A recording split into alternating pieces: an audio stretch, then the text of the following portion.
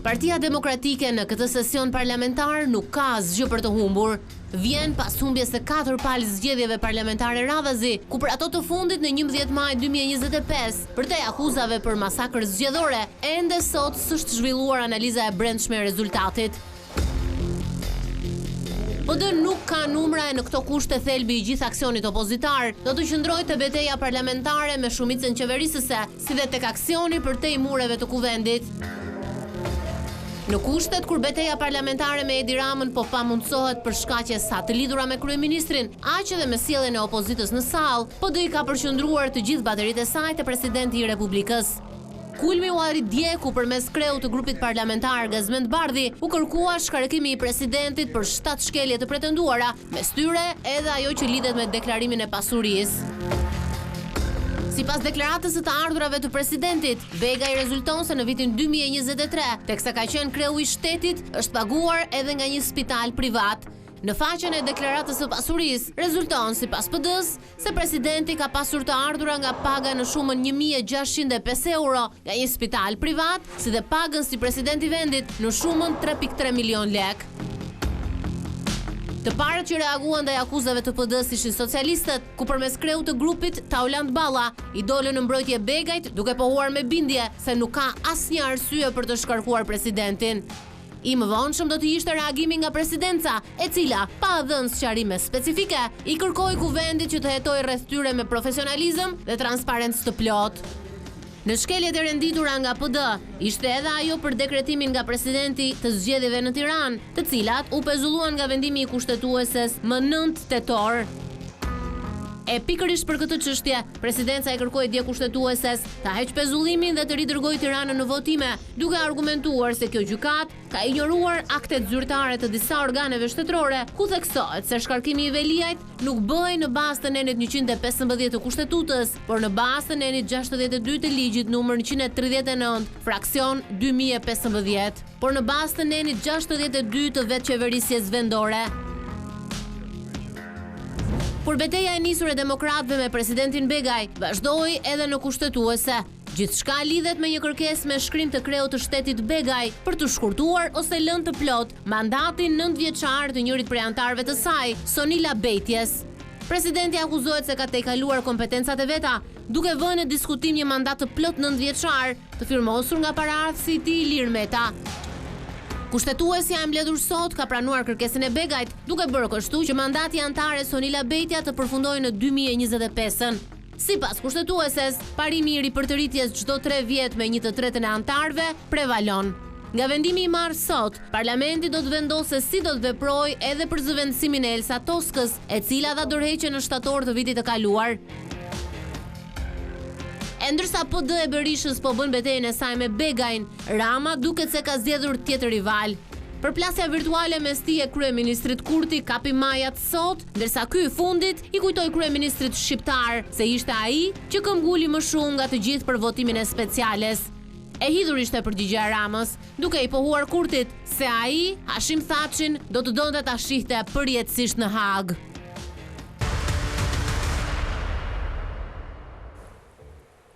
Mirëmbrëma zonja dhe zotrinj, mirë se keni ardhur këtë të njëjtë në Quo-Vadis. Do të flasim sot për presidentin e Republikës, por jo vetëm edhe për zhvillimet politike. Qarta si Partia Demokratike dhe opozita kërkojnë kokën e presidentit të Republikës, por nga ana e mazhorancës nuk ka as edhe një arsye për shkarkimin e kreut të shtetit. Ka qenë gjithashtu kryefjalë ditën e sotme Bajram Begaj edhe për çështjen e gjykatës kushtetuese edhe ndërprerjes së mandatit të një prej anëtarëve të gjykatës kushtetuese, konkretisht Sonila Bejtja.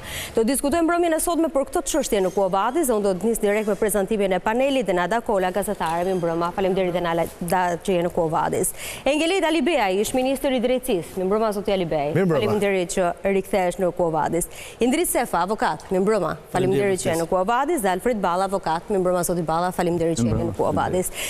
Nisim së bashku dhe Nada këtë përplasjen për ligjet se jam mes juristëve, këtë përplasjen mes mazhorancës edhe opozitës për kokën e Bajram Begajt, si e ke parë? Mendoj që është emri tjetër pra që kërkon opozita, sepse nuk është i pari, e ka nisur me kryetarin e kuvendit, presidentin, ndoshta në ditën vijim do të gjejmë edhe një emër tjetër. Mendoj që zgjedhjet e 11 majit nuk i kanë dhënë shumë mundësi për të bërë më shumë opozitës, kështu që do të mundohet që nëpërmjet seancave parlamentare dhe gjithë këtyre artificave në disa raste të arrit të ketë mundësinë që të faktorizohet edhe të mund të dëgjohet spaku edhe në biseda mediatike, sepse numrat nuk i lejojnë më shumë mundësi se sa kaq. Edhe kjo nismë ashtu siç edhe e kryetari të kuvendit, do duhet të kalojë pastaj për votim dhe gjasat janë që nuk mos i siguroj votat për të marrë mbështetjen. 7 shkelje ka përmendur Partia Demokratike, zoti Ali Beaj. Ja fut kot. Pse? Që kur janë 7. Mund t'i lexoj të 7. S'ka nevojë. Dekretimi i zgjedhjeve të Tiranës, ndryrja në mandatin anëtarëve të gjykatës kushtetuese, dekretimi i ligjit për komisionet hetimore, dekretimi i ministres virtuale Diella, ndal trupën diplomatike nga përfshirja në fushatën e vitit 2025, ndërhyrja në procesin e administrimit të zgjedhjeve dhe deklarimit të ardhurave punësimit në sektorin privat dhe i të birit. Shumë e përlum. 7. Dhe ju dini këtë, shumë e përlum. Pse themi ja fut kot? Bie dakord me konstatimin që gazetarja bëri. Nëse duhet kjo opozit, është një situatë që mjafton ngjarja që ndodh në mëngjes për ta tjerë si lëvizje gjatë gjithë ditës dhe ditën tjetër kap një tjetër kaos. Pra, paqëndrueshmëria në pozicionet politike dhe në aksionin politik e ka karakterizuar. Ta përmend më shumë se sa 7. E filloj me mosnjohjen e parlamentit, shkuan në parlament.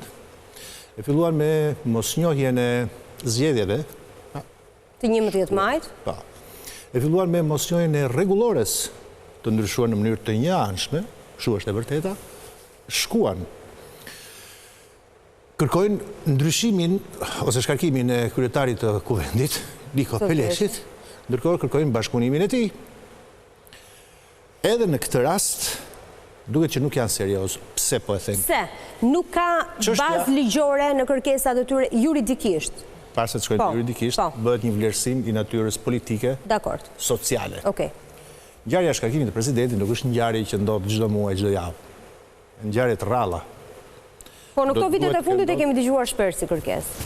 Një herë tjetër. Okej. Në rastin e Metës. Zotit Meta, po. Po. Dhe një njeri arsyeshëm fillon dhe mendon që ti kur kërkon një gjë kaq të madhe, se është e madhe në fakt. Absolutisht. Edhe ngjarja që ka shkaktuar do të jetë shumë e madhe. Nuk mund të jetë thjesht dhe vetëm fakti se mund të ketë marrë 1627 euro, që mund të jetë e vërtet, unë nuk e di, mund të jetë e vërtet. Apo që ka dekretuar, se po lexoj, që ka dekretuar ministren virtuale Diella. Ose ndërhyrja në gjykatën kushtetuese. Dekretuar ligjin për komisionet hetimore, për tepër e ka kompetencë këtë ta dekretojë ose jo. Kjo pastaj ndërhyrja në mandatin e anëtarëve të gjykatës, kjo është pastaj. Do ta diskutojmë. Kjo është e rëndë shumë, sepse s'ka bërë asgjë, madje ka bërë shumë më pak. Në opinionin tim ka bërë shumë më pak se ç'duhet të bënte. Nuk duhet t'i çonte gjykatës kushtetuesi, thoshte, ma qartëso cila është kompetenca ime, se këtë ka kërkuar presidenti i Republikës. Por që në momentin kur ka parë që ka një ngërç, siç ndodhi në gjykatën kushtetuese, do duhet të ndërmerte ai vetë, siç ka hije pozita e presidentit, për ta nxjerrë rendin institucional nga pikat e vdekjes. A mund t'i drejtohej Komisionit Venecias? Ja, këto pastaj janë fantazi që nuk ka lidhje. E vetmja gjë. Ta bëjmë Komisioni Tiranës se e vetmja gjë. Shpesh sa kemi pyetur. E vetmja gjë që ka sens, ose duket në pamje të parë që ka sens, është pika e parë. Dekretimi i zgjedhjeve të Tiranës. Okej, se do të ndalemi tek ajo pjesë. Ta them edhe këtë që ta mbyll. Prandaj thash ja kanë fut kot. Sepse dhe pika e parë do duhet të kaloj edhe një fazë procedurale eventuale, nëse gjykata kushtetuese do ta gjejë dekretin e caktimit të datës në 9 tetor për Tiranën, do ta gjejë antikushtetues. Atëherë po. Po në parim duhet ta kishte pritur gjykatën kushtetuese. Sigurisht. Jo duhet ta kishte pritur në parim, nen për nen. Okej. Nen për nen. Kështu që ky është opinioni që kam për dhe në lidhur me se do vazhdoj. Ta them e fundit pjesë. Që një opozit, që ca deputet në parlament, mos ta ndajmë opozitë, se duket sikur është kaos. Partia Demokratike. Po e mbështetur edhe nga aleatët. Ka rëndësi. Duket sikur me këtë kauzën e fundit që kanë gjetur për shkarkimin e presidentit Republikës, duke që po bëj një lojë. Ajo çfarë presin shqiptarët, besojnë dhe ata që i kanë votuar, apo janë 11 maj, presin këta ta kemë betejën me Edi Ramën. Ai është kundërshtari politik. Ai është kundërshtari i shqiptarëve, e sigurt kundërshtari i votuesve të opozitës, apo jo? Dhe në parlament ai quhet betejë, është betejë bëhet me Edi Ramën. Nuk bëhet me ca zgjatime në presidencë të Edi Ramës. Pra Bajram Begaj është një zgjatim i Edi Ramës në presidencë? Jo është e qartë, se kjo që në 2008-ën, se në 2023, 2022-shin, e mbani mënd, besoj, kështu që ti nuk meresh me zgjatimi, ti meresh me atë që... Zakonisht bën ministrat e qeverisë. Dhe kjo tregon faktin që nuk janë duke kryer prej kohësh atë që i kërkohet një opozitë. Rolin që duhet kanë. Sefa. Shiko. Nuk shëndrojnë 7 pikat, ndanë të njëri mendim me parafolsit, apo mendojnë që ka... Jo, pa tjetër që nuk qëndrojnë, e para punës edhe ne kemi precedent tani më, kemi dhe një institut të shkarkimit president, për herë parë është bërë me rastin e Ilir Metës, dhe gjykata kushtetuese është shprehur se në atë rast parlamenti e ka votuar shkarkimin e presidentit dhe duhet shprehej gjykata kushtetuese. Gjykata kushtetuese e ka rrëzuar. Edhe ka përcaktuar linjat se kur duhet konsiderohet shkelje e rëndë e kushtetutës nga ana e presidentit. Kur shkarkohet presidenti i Republikës? Ka disa raste kur e bën me faje, bën me vedije, nuk merr masa, nuk respekton vendimin e tij dhe me radhë. Janë të përcaktuara qartë në vendimin e gjykatës kushtetuese dhe kjo është e përcaktuar. Problemi është që opozita do të bëj politik me presidentin e Republikës, domethënë ose ka kuptuar rolin se kush është roli i presidentit e Republikës, ose e sheh si mënyrë të mirë për të faktorizuar. E para punës. E dyta punës lidhet me faktin që ajo që tha dhe zotja Alibej me dekretin, për punën e dekretit diellës për dekretin e parë, se aty filloi luftë e madhe edhe... Disa pikpyetje janë aty, edhe mund t'i sigurisht... Po, kush e ka për detyrë ta të shprehet, është kushtetues apo jo? Sigurisht, do doja të më shpjegonit. Ja, po ta them. Është Edi Rama, minister i inteligjencës artificiale, quhet Edi Rama. Kjo është ajo që thua ti, pra, po, a duhet ta kalojë dekreti presidentit? Është dekretuar Edi Rama. Dekreti presidentit... Pra, përgjegjës për prokurime do jetë Edi Rama. Pra, nëse diella do bëj nesër një gabim... është zhvillim shumë pozitiv, sepse Edi Rama, po, ai është përgjegjës. Dakor. Ministër për inovacionin, teknologjinë, edhe ministrin digital, ai diella është Edi Rama, nuk ka tjetër. Këto janë mekanizma pasaj që jo po një hologram që del televizori, gjitha këto janë mekanizma të paqëna. Opozita ka mundësinë të drejtohet gjykatë kushtetuese, thotë ky dekreti të nderuar antar gjykatës kushtetuese. A është në zbatim me kushtetutën apo jo? Thanë do ta bëjmë, e menduan, po thanë po e lëmë palishmëri, jo po se pretim dekretin ne që ta miratoj posaçërisht. Domethënë, opozita me sukses të jashtëzakonshëm në mënyrë të vazhdueshme bie gjithmonë në grepin e Edi Ramës. Domethënë në mënyrë konsistente. Hedh grepin e Edi Rama dhe opozita bie gjithmonë aty. Patën pastaj një problem lidhje me interpretimin që ka shuar presidenti që në janar. Tani presidenti, fatkeqësisht me të ndryshimet të 2008-s, edhe me ndryshimet e fundit kushtetues në lidhje me rolin e gjykatës kushtetuese, gjitha me zgjedhjen e antarëve të gjykatës kushtetuese, vetëm një kompetencë ka. Zgjedhi 3 antarë të gjykatës kushtetuese pas renditjes si e bën KED-ja. Tani dhe atë nuk e bëri vetë. Tani, kjo është qatë them tani, kjo është vaj me det në kuptimin e partë fjalës. Ja që gjykatë kushtetuese ta ma interpretoni se kur i fillon mandati se cilit. Me vendimin që ka marrë gjykatë kushtetuese sot, që unë e komplementoj për vendim marrja, ka marrë një vendim duke respektuar kushtetutën për efekt të ripërsëritjes. Ka një parim bazë kushtetuta jonë, thot, gjykata kushtetuese duhet të ripërsëritet në çdo 3 vjet. Po, ka pas një argument që kjo duhet ndodhte në fillim të reformës në drejtësi. Ja iku ajo, ç'a ti bëjmë ne? Ta bëjmë 2045-ën. Pra, ky ka qenë argumenti që është përdor. Kur do ta bëjmë? Do ta bëjmë 2045-ën. Sa tjerë binte rada tjetër pastaj për të bërë. Se nëse do ndronim 2 këtu, 4 më vonë, një pas 8 vjetësh, ç'a kuptimi ka? Ajo është 2025-ën, 2028-ën, 2031-ën. Edhe krijohet ripërtëritja normale e gjykatës kushtetuese siç duhet të jetë. Sepse në atë frymë është bërë ligji. Këtu s'ka bërë asgjë. Nëse do të çonim për shkarkim, ta çonim pse s'ke marr iniciativën për të hapur vakancën në gjykatë kushtetuese, siç takon në bazë ligjit. Ja çoi gjykatë kushtetuese, mbajti gjykatë kushtetuese 9 muaj, 10 muaj kështu vërdall dhe u shpreh sot më në fund. Fatmirësisht u shpreh. Iku dhe kjo. Tani meren tani, shko tani se, kur doli në konferencë për shtyp në kuvent, unë e mora shumë seriozisht me të drejtën. Ishte shumë e rëndë situata.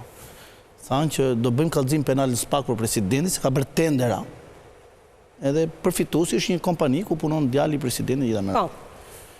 Ishte shumë e rëndë, denuncimi ishte realisht shumë i rëndë.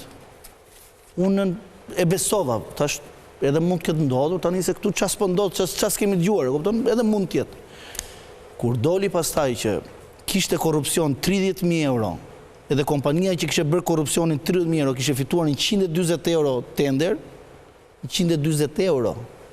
Domethënë 14.000 lekë të reja. Okej, nuk ka rëndësi vlera. Parimi është i rëndësishëm. Seriozisht, tani e di çfarë ishte polici sigurimi për udhëtimin e shtetit. Dakor, pra, po vlera nuk ka rëndësi.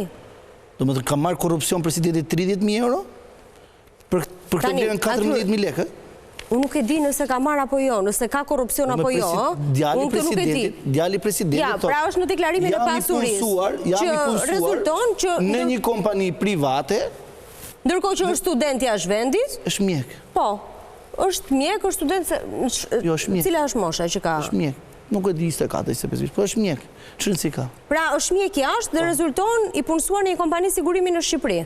Po, patjetër. Si mund të realizohet kjo? Pse 3 vjet kemi punuar, kompania ka qenë e përzgjedhur në mandatin e zotit Begajt. Po flasëm 2024 se mund të kesh punuar në 2020. Kjo është 2024. Kjo kompani është përzgjedhur nga presidenti Begaj apo ka qenë vazhdueshmëri edhe presidentit Meta? Që bën sigurim udhëtimi. Shikoni vlerat që ka në buxhet shtetit një. Shkoni vlerat që ka. Indrit, ti je jurist dhe je avokat dhe kur të çojnë prapa, kur të arrestojnë, nuk të pyesin se sa e ke bërë korrupsionin. Mund të jetë 1 euro apo 50 euro. Ka lidhje edhe një herë. Është korrupsion, po ka sens kjo që është korrupsion që... Pastaj hajde ta interpretojnë. Po, le që nuk ka njerë, po e puna që të vërtetohet korrupsionin do vepra tjera njerë, po e mira është bëj kallëzim penal. Për parimin po flasim, për parimi pra. Nuk po themi se nuk e dim se çfarë ka ndodhur. Pyetja ime është, kjo kompania ka qenë në kohën e zotit Meta, pra të presidenti i parë, apo është bërë tani nga presidenti zotit Begaj? Po ta shikoni, po ta shikoni që ndryshon pra. Merrni vlerat nga buxheti i shtetit, i merrni vlerat nga buxheti i shtetit dhe i shikoni sa janë. Shikoni me sa janë vlerat. Nuk ka rëndësi vlera, por është parimi. Është parimi, në qoftë se ky djali. Ka konflikt interesi do thuash? Po. Diskutim tjetër pra. Po sigurisht, nuk po flasim sa i madh. Vepra penale orti se. Mund të ndërhyj zoti Ali Begaj, po. Mund të ndërhyj, po. Ja ta mbaroj unë edhe pastaj. Vepra penale, konflikt interesi është gjë tjetër. Konflikt interesi, libri konflikt interesi e përcaktojnë qartë. Kur ka konflikt interesi, roli jo duhet të jetë vendimtar. Që thot presidenti Begaj të bëj procedurën e prokurimit edhe të prokuroj 140 euro për gjithë 2024 edhe që ka prokurur 140 euro për në 2024, do më 14.000 lekë, për gjithë vitin 2024, i biri këti ka marrë korrupsion 30.000 euro. Thash nuk hyj fare në çështjen e vlerave. Sepse as nuk e di këtë pjesën e vlerave nëse është 140 apo shumë se sa. Ne diskutojmë mbi atë që ka deklaruar Partia Demokratike. Po ja ndalim vetë zoti Balla. Ne jemi as gjykatas prokuroria që ta marrim këtë gjë. Diskutim politik. Ndalim vetë zoti Balla se do vazhdojmë të ngelemi tek këto deklaratat e të ardhurave të presidentit. Po në fakt edhe mua duke parë gjithë këto akuza, do flas si jurist, mua më duket një diskurs politik. Pa tjetër që është politik, po a që ndrojnë akuzat. Opozita, duhet i marrim me radhë. Për shembull, ndalemi tek deklarimit të ardhurave. Presidenti i Republikës ka deklaruar në vitin 2022 disa pagesa. Nuk po ndalem tek, ka deklaruar... Po, 2022 kur ka marrë detyrën nga Ministria e Mbrojtjes dhe Presidenca, nga data 1 janar deri në datën 31 janar, pagesën që është duhet qartësohet nëse janë fatura të përparme apo të pasme.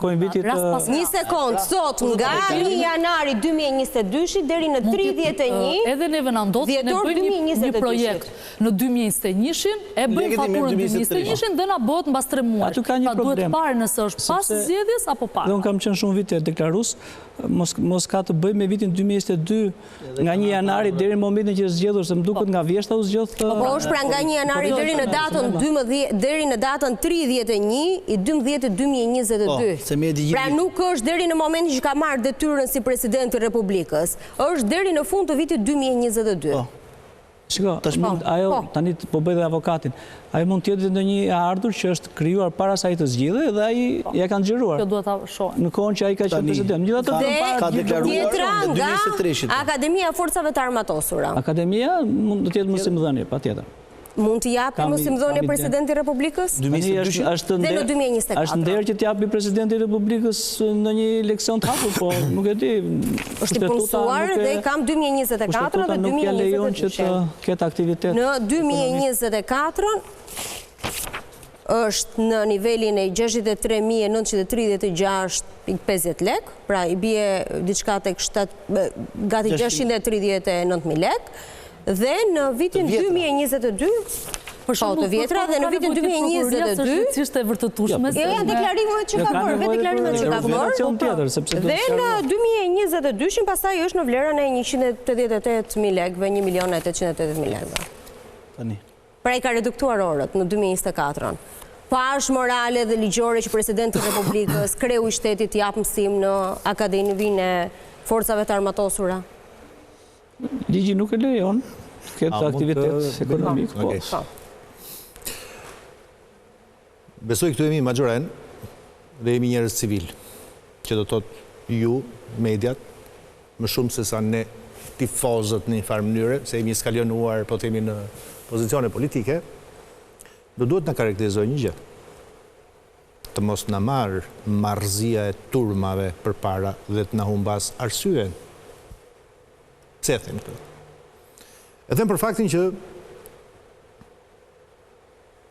kam parë dje dhe sot një vrull, një zel e gjetën fajtorin.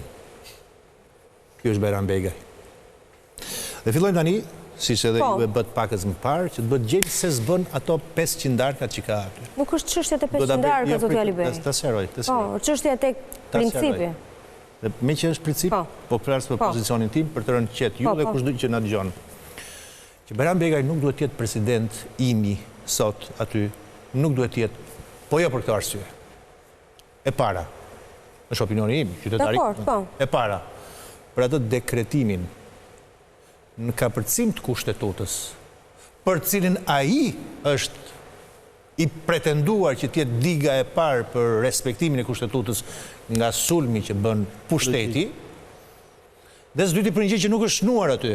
Dhe këtu kam dyshimin tim pse nuk është shnuar, ajo e teta, nuk e gjen aty. Për faktin që është dita e 16 sot, që presidenti i Republikës nuk organizon ceremoninë e betimit të antarit të gjykatës kushtetuese të zgjedhur nga gjykata e lartë. Dhe pse e bën këtë? Pikpyetje. Kjo do të ishte një çështje për të gjykuar. Pse e bën sipas jush? S'ka asnjë arsye që nuk e bën. Është mosveprim total. Në një gjykatë e cila nuk e ka formacionin plot, sot janë 8, do të jenë 9. Do e dini fare mirë se si merren mendimet atje.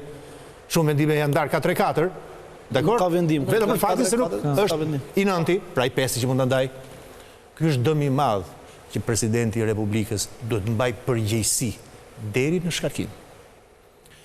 Tani të kalojmë te këto pjesë të tjera. Me që unë kam qef këto, edhe këtë historinë, edhe të konfliktit interesit, po edhe deklaratit pasurive, jo për gjë, por për faktin se jam edhe autori ligjit 2005-2004. Një arsye më shumë. Dakor? Çka ka bërë presidenti i Republikës? Ka dhënë mësim, apo jo? Shkruhet aty dhe ka marrë ca para. Po bëj unë avokatin e tij. Sa mirë që kemi president të Republike i cili e deklaron të ardhurat e veta tek inspektorati i lartë i deklaratit pasurisë. Sepse zonjë, ti dhe unë jetojmë këtë vend, jetojmë qytet, e dim fare mirë se çfarë mase korruptive ka klasa politike është e përfshirë, me pasuri që nuk i kanë emrin e tyre dhe nuk i deklarojnë. Kjo është ta shohësh problemin në sy. Ndaj, unë them më mirë një president i varfër dhe nuk është turp, se sa një president hajdut që nuk do t'i deklaronte. Rregull? Ja bërë avokatin. Kaloj ke pjesa e tenderit? Është ligjore apo jo, zoti Alibeaj, pastaj është tjetër histori. Do ta them edhe këtë. Po, ligjërisht lejohet që të jeti 2 punësuar presidenti i Republikës së Shqipërisë. Ligjërisht po ta them. Do ta them edhe këtë. Si është, po. Unë jam njëri që 2 kolegët kanë opinionet e tyre. Unë kam opinionin tim dhe kam një arsye tim. Antarët e gjykatës kushtetuese 1. Deputetët 2. KLG, KLP, prokuror, gjyqtar. Në universiteta. Lejohet vetëm mësimdhënia. Gjithë japin, po. Sepse mësimdhënia ende nuk është shndruar në këtë republik mëkat. Dakord, e kanë të specifikuar ata që i vetmi aktivitet që mund të ushtrojnë krahas detyrës së tyre është mësimdhënia? Po, presidenti i Republikës a e ka? E ka. E ka? Po. Okej. Rregull. Ja, po ta them pse nuk i pengohet, nuk i ndalohet. Nuk kemi një ligj për presidentin e. Mos u çuditni. Se sa do ta verifikoja? Nuk kemi. Po, pra fakti që nuk i ndalohet, do me thënë i lejohet. Pikërisht. Pra ati në qoftë se nuk i ndalohet që të... Ja, e kuptoj. Ja, kaq. Një sekond. Tani do themi që... Pra i mund bëj çdo lloj pune se nuk i ndalohet, përveç se presidentit të Republikës. Jo. Mësimdhënia nuk mund vi këtu të zërë vendin ty të bëhet moderator. Po mund të hapi një podcast. Çfarë ndalon? Jo, pra, mësimdhënia. Sepse mësimdhënia... Andalohet, do të thonë, ju thoni... Mësimdhënia. Mësimdhënia kuptohet. Akademizmi kuptohet. Apo jo? Nuk kuptohet. Nuk është se ka ndonjë... Kështu që kjo është e para. Kalojmë tek e dyta kjo e tendrave? Jo, a mund të ndalojmë ta them këtë? Nga pikat që ju ndalet, që është nga pikat e para. Cila? Pyetja, a duhet ta kishte pritur gjykatën kushtetuese? Do ta them këtë pa merak, po do them këtë. Është shumë e rëndësishme me atë merremi. Bravo. Nëse populari i këtij vendit nuk respekton gjykatën, atëherë gjitha këto mësimdhënia ka marrë lekë të spitalit, ka marrë zvlen, se s'ka respektuar numrin 1. Prandaj vetëm një arsye. Po, do ta them edhe atë, po mundësisht në respekt jo të Bajram Begajt, po të autoritetit të këtij vendi. Sepse marrëzia sociale dhe publike në këtë vend është kjo. Gjetëm fajtorin Bajram Begaj, e gjenë ashtu të pa zotin dhe i bien të gjithë. Po kjo nuk e amneston. Po prit më zonjë tani, prit më zonjë tani. Edhe kjo falja kështu. Jo zonjë. E di çfarë ndodh në këtë rast. Po ndodh me faktin që autori i vërtet i të gjitha këtyre nuk është në presidencë. Është në kryeministri. Po nuk e faktojmë dot, se bim dakord parimisht. Nga ana politike bim dakord. Si nuk e faktojmë dot ne? Pa i doli në konferencë. Po si e zgjodhi? Tani Ju jeni gazetar apo jo? Me mend po, të faktuar jo, sepse un kam presidentin që ka firmosur. Ja, një minutë zaj. Pse lindi historia për shkarkimin e për pikën e parë? Për dekretin po. Pyetja është se jetojmë në këtë botë, nuk mund të jemi me syt mbyllur, me gojën mbyllur edhe veshët mbyllur. Besoj kemi aq aftësi për të kuptuar lidhjen, zinxhirin, shkak pasoj.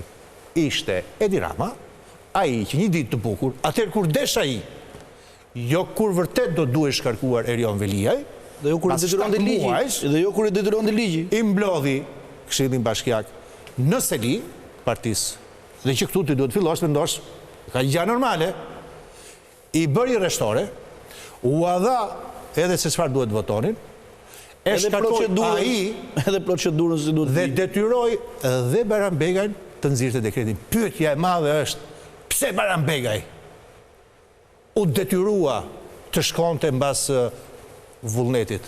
Sepse sistemi ku jemi ne, zonja të dashura, që në 2008 i ndryshuar, ka bërë që të kemi një president kukull, emërohet në mënyrë të njëanshme, me 71 vota. Çdo njeri që emërohet nga Edi Rama në presidencë, amin do t'i bëjë Edi Ramës. Ky është problemi i madh. Zoti Meta nga gjysma mandati. Në presidencë nuk do të ketë kur një president me integritet që edhe atyre që e kanë zgjedhur ti thotë jo? Po s'ka se si. Po çfarë do bëj? Nuk ka se si. Po kuptojmë tani. Kemi pasur zotin Ishani, që është i ndjeri, ka dalë mbi palët. Mbi kë palë? Po, absolutisht. Edhe zoti Meta dhe pse kishte zgjedhur Kosoi ai doli kundër. Po sepse duhet dilin për ngjarje politike që ndodhin. Pra Partinë Demokratike. Kur LSI-ja ndroi krah, kur ndroi krah, dhe po ta mbani mend ju kur është zgjedhur zoti Meta, është zgjedhur me dhunë nga Rama. Po do të çoj president ose të nxjerr jashtë. E marrim këtë apo jo? Po. U detyrua gjithë vetë. Ne nuk duhet të bindemi për gjë, ne nuk duhet të gjejmë njeriu e fortë, epik me integritet. S'ka ti. Sistemi do të jetë ai Sistemi do të jetë ai. Ai s'ka kompetenca për të bërë atë. Imagjino një moment, sikur të zgjedhur me 3 pestat. S'do ishte Barambeka, do ishte dikush tjetër. Pra do ishte dikush tjetër i cili do të kishte marrë legitimitetin edhe nga PS-ja, se kishte shumicën në 2022, po do kishte marrë edhe nga PD-ja, nga ajo pjesë e PD-s ose një pjesë e PD-s. Do ishte Megjithatë, ndryshimet për të patur këtë president pa kompetenca ka qenë marrëveshje të dyja palëve. Kështu që nuk mund të distancohemi dhe të lëmë vetëm zotit Rama këtë gjë, zoti Alibej. Se kuptova fare këtë sulmin që bëre tani, po duash të. Nuk është sulm, thosha gjë tjetër. Që në momentin që u zgjidhet me legjitimitet nga të dyja palët, në syrin publik e publikut, ai është krenar, është me kokën lartë. Barambeka që ditën e parë ka qenë njeri i cili tek gjithë shqiptarët të majtë dhe të djathtë, dukoj që është një vartës i Edi Ramës. Çuditshme ishte se mund të merrte Edi Rama një ministër të vetin ta çonte president edhe kishte ministër me presidencën. Për të vënë pikën mbi, unë do t'jemi të qartë, po themi njerëzit që s'kanë asnjë interes, do t'jemi të qartë që institucionet nuk do t'i marrin me gur, do t'jemi të sinqert, jo hipokrit, lidhur me presidencën.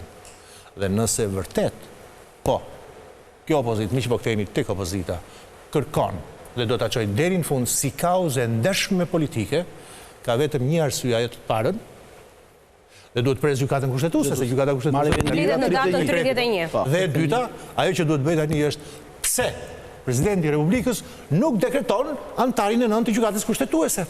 Çfarë arsye ka? Kë po mbron? Nuk e bën qokën, nuk bën ceremoninë e betimit. Ja, këto janë arsye të vërteta, të cilët i japin edhe emër, i japin dhe rezonancë opozitës në mbështetjen publike. Pastaj me këto historitë e tjera duket hajde të gjejmë një kauzë për ditën e hënë, pastaj gjejmë një tjetër për të martën. Po njerëzit nuk harrojnë, me thënë drejtë. Tani ti jap një argument që të mos thotë zoti Alibej që i kisha personale për rastin e presidentit. Unë kam vetëm një pikë pyetje kur pash shkresën se takon zgjedhjeve të Tiranës, që është dhe në fakt pika e vetme kryesore për cilën vlen të diskutuar. Unë kam patur në duar, besoj si të gjithë gazetarët, reagimin e menjëhershëm të presidencës atë natë, ku ai thoshte që e respektonte gjykatën kushtetuese me vendimin për të pritur deri në datën 31 tetor që më pas të marrë vendimin, është duhet të ketë zgjedhje parim. Tani 2 ditë më mbrapa për të gjetur edhe kush e shkruan dhe kush e firmos pastaj, po jo të faktuar, por thjesht për të ngritur një pikë pyetje, është që pas 2 ditësh çfarë ndryshoi në faktin që zoti Begaj çon këtë kërkesën me shumë pikë pyetje ndaj gjykatës kushtetuese dhe mbi të gjitha. Çka ka bërë dhe ka kërkuar që të ketë çështjen e gabim, se keni kuptuar gabim. Pse e kam kuptuar? Është palë në proces. Po pra, ka bërë mbrojtje. Është palë proces. Se duhet të dali kjo në media, gjysmore mbasi ka këto. Pse Këshillit Ministrave doli? Pse duhet të dali? Këshillit Ministrave pse doli sot? Si palë, dhe duhet ta bënte këtë gjë publike gjysmore mbasi. Si pyetje ka këtu? Zoti, do më thënë se presidenca si institucion edhe një është palë në proces. Gjykata kushtetuese, çdo palë në proces lutem. Nuk e dinte që ishte palë në proces? Patjetër, në moment që Erion Velia i ka hap proces gjyqësor. Dhe tha do ta respektoj. Të lutem. Pastaj tha mos mbani pesh. Po kupton, respektimi nuk do të thotë që ti mos bësh prapësimet e tua në gjykatë kushtetuese. Po pse nuk i bëri publike që ditën që doli pra? Për sa kohë doli publikisht, pse nuk e bëri Erion Velia i ka kërkuar gjykatës kushtetuese pavlefshmërinë e dekretit presidentit dhe pezullimin e zgjedhjeve në Tiranë. Gjykata kushtetuese mori vendim të ndërmjetëm, i pezulloi. Gjykata kushtetuese caktoi datën e seancës datë 31 dhe i çoi presidentit Republikës, Këshillit Ministrave, Erion Velit dhe gjithë tjerëve i tha, më paraqisni argumentet tuaja. Presidenti i Republikës doli dhe tha do e respektoj vendimin e gjykatës. Që unë nuk e kuptoj edhe po mos dilte, nuk do bënde keq sepse s'ka çfarë bëjnë, do respektoj se s'bën. E para. Po doli, me që pas ka dalë. E dyta, argumentet ku e ka mbështetur presidenti i Republikës dekretin e tij, patjetër që do e vënë dispozicion gjykatës kushtetuese. Unë që kam nxjerrë këtë dekret tot presidenti i Republikës, institucioni i presidentit, me mbështes në 1, 2, 3, 4, kam dhe kërkesa procedurale, që janë kompetenca e shqyrtimit të procesit, mënyra se si duhet shqyrtohet procesi, gjitha me radhë. Këto janë kërkesa procedurale në një proces normal kushtetues. Tani, pse dolën publikisht këto, çfarë do të thotë kjo, se kuptoj? PR bën presidenti, PR bën kryeministria, PR bën opozita. Opozita merr letrën edhe pa kujdesur fare është president republike, është simboli unitetit të kombit, është drejtuesi i shtetit shqiptar. Pa kujdes fare thot, ky punon doktor. Të kujdeset opozita për figurën e presidentit. Si, pse ku opozita kujdesh? Një shteti tjetër? Po pse majoranca nuk kujdesej për presidentin para kësaj? Edhe njërë se s'po kuptojmë. Nuk është garë. Nuk është garë kush ka më shumë presidentin. Tani ata po kërkojnë shkarkimin dhe përmendin argumentat pse ditua pse nuk e respektojnë. Shkarkimi është gjë tjetër.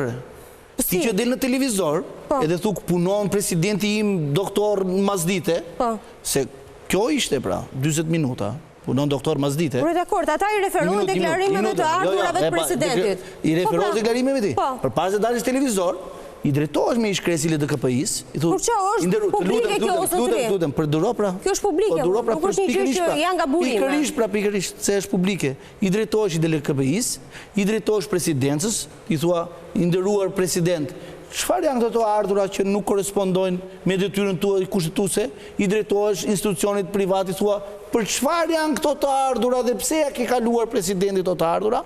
Deputeti në bazë ligjit e ka për detyrë të dërgoj kërkesa për informacion dhe institucionet kanë për detyrë të kthejnë përgjigje. E kanë për detyrë. Mund marrë informacion ku të doj.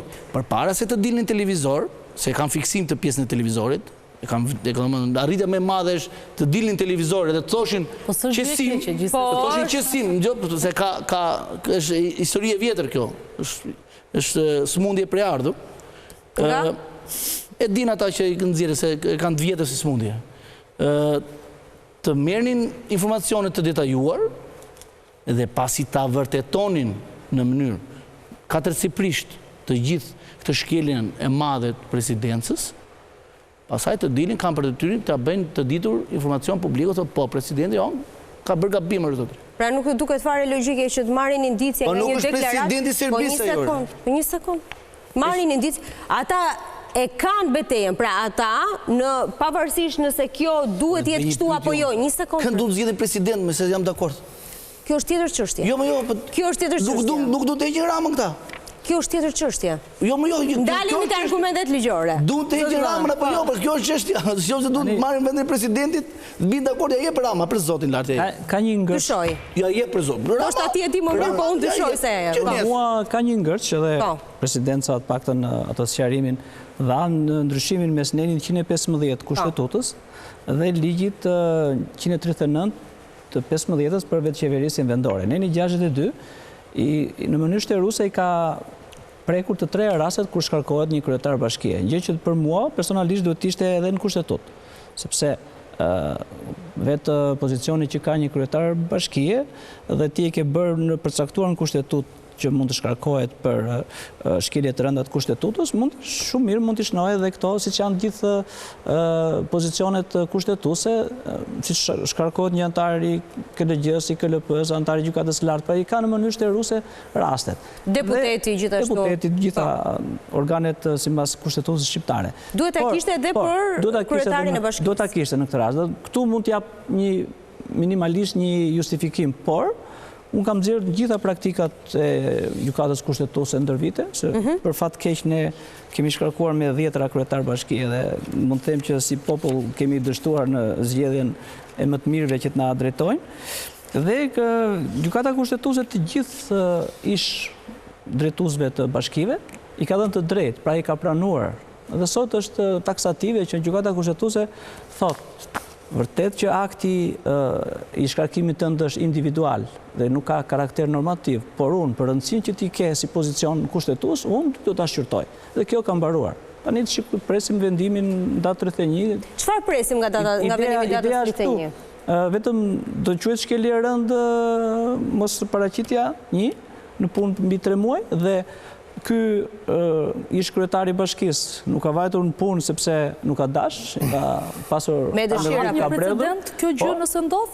A hap një precedent, pra duhet marrë një shembull se duhet ta kuptoj dhe ne mund të kemi edhe kryetar të bashkisë i zgjedhur, pson aksident dhe është në spital, për 3 muaj ka të pamundur të shkojë në zyrën e tij. Tani ai lindet drejta për këtë gjë? Këshillit bashkiak. Po duke u nisur nga ky gjykata kushtetuese. Këtë do të shmojë. Këtë do bëj gjykata kushtetuese. Pra do e hapi problemi është tjetër, kazusi është tjetër në fakt. A janë respektuar të drejtat e kryetarit bashkisë gjatë procedurës së shkarkimit? Për të thëritur, për të dëshmuar apo jo? Procesi rregull ligjor që gjykata edhe në fillim, para se të hyjë gjykata kushtetuese kësaj, që a është shkak i lishëm apo pa i lishëm mungesa, është me vullnet apo jo, do merret me procesin rregull ligjor një. Nëse e ka ngritur patjetër. Aty proceduralisht ai është kap. Tani ai ka bërë dhe Velia ka bërë veprimet paraprake, ka kërkuar të jetë prezente, ka çuar shkresa. Dhe jo më koti ka bërë. Kam dhe një pyetje. Kemi rastin e Zefilës në 2019 kur e shkarkoi Këshilli i Ministrave. 2021. Ka zhvendime gjykatës kushtetuese. Zhvendime gjykatës, po e shkarkoi në 2019. Për punën e kur nuk morën pjesë PD-ja në zgjedhje, domethënë, edhe e shkarkoi më një herë. Në atë moment, gjykata kushtetuese bën dhe procedurën, thotë nuk e ke respektuar procedurën, nuk e ke thirrur, nuk e ke dëgjuar, nuk e ke dhënë mundësi të mbrohet. Edhe në Këshill të Ministrave. Ky është rasti analog që duhet zbatuar edhe në Këshillin Bashkiak të Tiranës, edhe në Këshill të Ministrave. Pra referuar rastit të Zefilës, çfarë presim ta 31 nga gjykata kushtetuese? Është e rënë ajo. Procedurë për në vlerësimin tim. Nuk e di si do bëj kushtetuesja, do me thënë për të anashkaluar të pjesën e procedurës, po proceduralisht. Nëse në datë 31, gjykata kushtetuese vendos që ky shkarkim ka qenë i padrejtë, pra në tejkalim të asaj që i takon. Çfarë ndodh me gjithë këto veprime që janë marrë, qoftë nga presidenti, dekreti është i pavlefshëm, vazhdojnë zgjedhjet për 5 herë. Po fakti që nuk e ka pritur gjykatën kushtetuese. Po çfarë ndodh me Bashkinë e Tiranës? Vazhdon Erion Velia, kryetar bashkie. Edhe nga burgu, me një vendim, shkarkon edhe në kryetaren detyrë, edhe 4 në kryetarët e Edi Ramës, edhe vedhe njerëz të vetë aty në burg dhe drejton bashkinë. Kjo ndodh nëse nëse gjykata kushtetuese do thojë që është i pa rregullt, i pa vlefshëm ky, patjetër ai pastaj mund të mblidhet sërish Këshilli Bashkiak një sekond. Po pra, pastaj mund të mblidhet sërish Këshilli Bashkiak duke përdorur sërish të njëjtën pikën C. Pra propozohet për shkarkim nga Këshilli Bashkiak përkatësisht për mos paraqitjen detyrë për një periudhë 3 mujore të pandërprerë. Dhe në këtë rast i kërkon Erion Velia që të vi dhe të paraqitet në Këshill, të bëj procedurën në rregull pra. Kishte bindur vetëm edhe për një gjë tjetër, që gjykata kushtetuese do shprehet edhe për faktin që quhet mungesë nuk e rrezon vetëm për çështje për mos zbatim procedurës. Vetëm për atë, po do shprehet edhe për pjesën tjetër. Do e kenë të qartë ata iden, domethënë se quhet mungesa e vullnetshme, quhet e lishme apo jo. Domethënë quhet mungesë apo s'quhet mungesë. Do japi gjykata kushtetuese do jetë shteruese, do japi dhe vendim për atë gjë.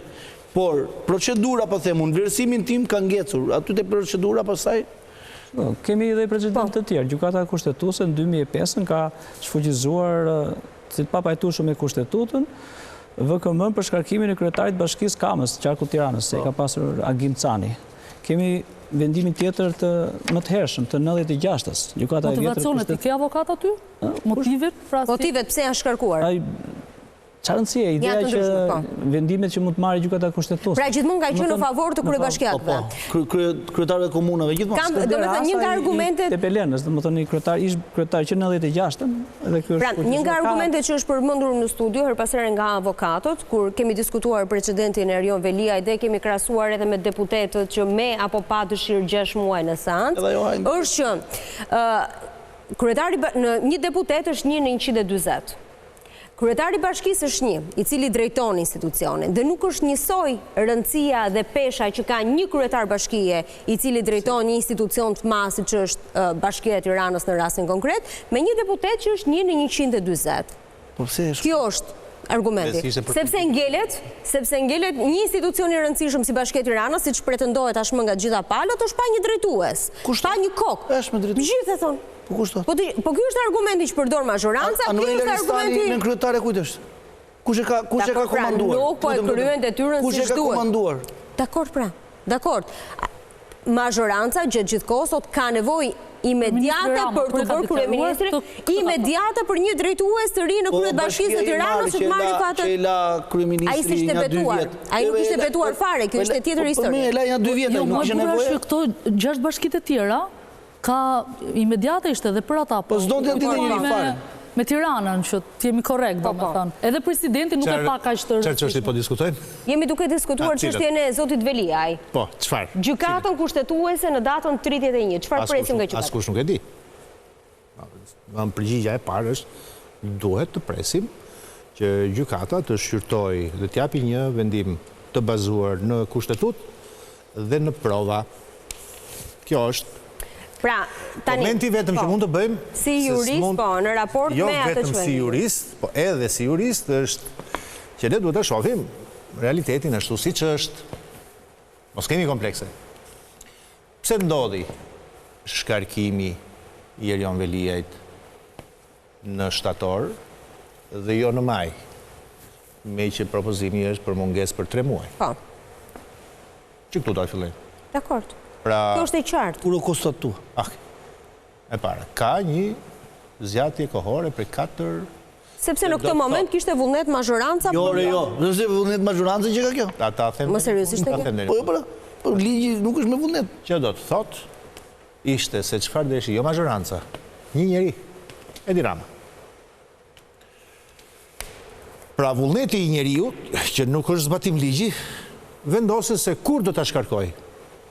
Pra është një luftë e pastër, e brendshme partijake. E kryeministrit me kryetarin e bashkisë.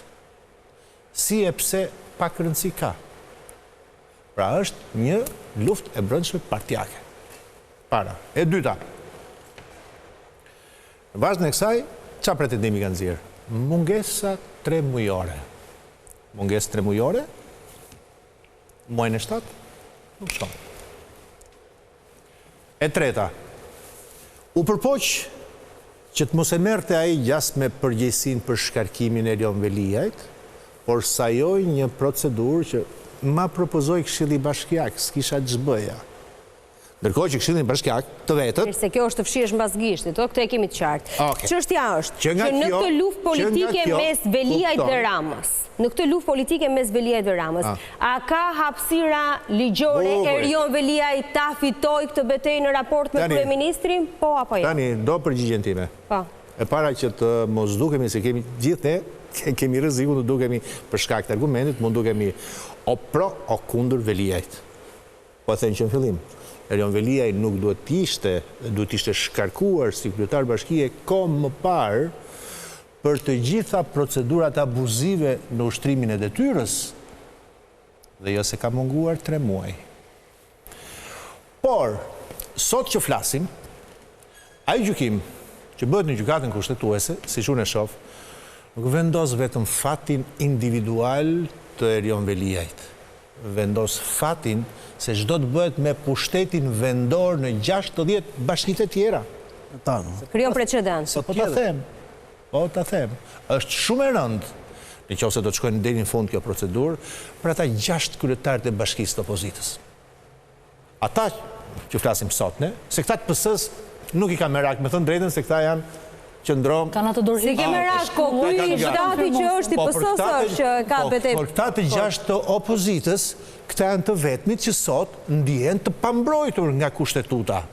Se mund të ngrihet kryeministri, si që bëri në fakt me shkarkimin e këtyre drejtorëve, mund të nxjerrë një vendim qeverie dhe të thotë, do duhet që kryetarët e bashkive të shkarkojnë gjithë administratën e vetë. Dhe kush nuk e zbaton këtë vendim qeverie, të shkarkojnë kryetarët e bashkisë opozitës. Nuk ka tagër ligjor për ta bërë. Po as për këtë nuk e kishte tagër ligjor. Këtu ka përdorur pra një pikë. Ka përdorur pikën C. Ta shpjegoj edhe atë. Mund ta shpjegoj, po të ecim me këtë logjik. Pra, shisa e frikshme është në panoram makro që gjithë pushteti vendor, që bazohet tek autonomia dhe tek decentralizimi, sot është i pambrojtur.